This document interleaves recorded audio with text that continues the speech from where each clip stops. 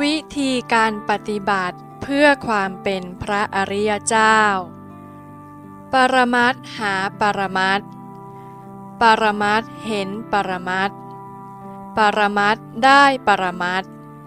ปรมัตถ์เป็นปรมัตถ์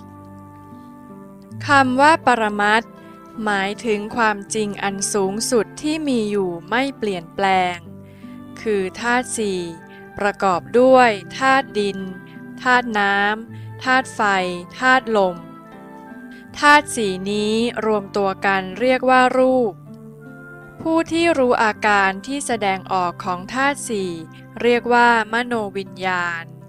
ผู้ที่รับหรือเสวยอารมณ์ที่ปรากฏออกมาในอาการต่างๆนั้นเรียกว่าเจตสิกหรือเวทนาการที่ธาตุสี่แสดงออกมานี้เรียกว่าเวทนาซึ่งเป็นนามเมื่อเข้าใจหลักการอย่างนี้แล้วต่อมาก็คือการปฏิบัติตามหลักหาเห็นได้เป็น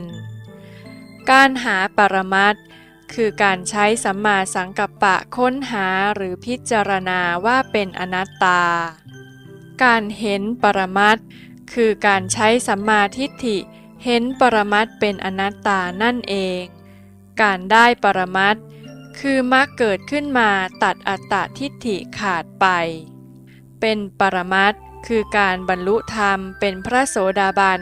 หรือได้ผลทั้งสี่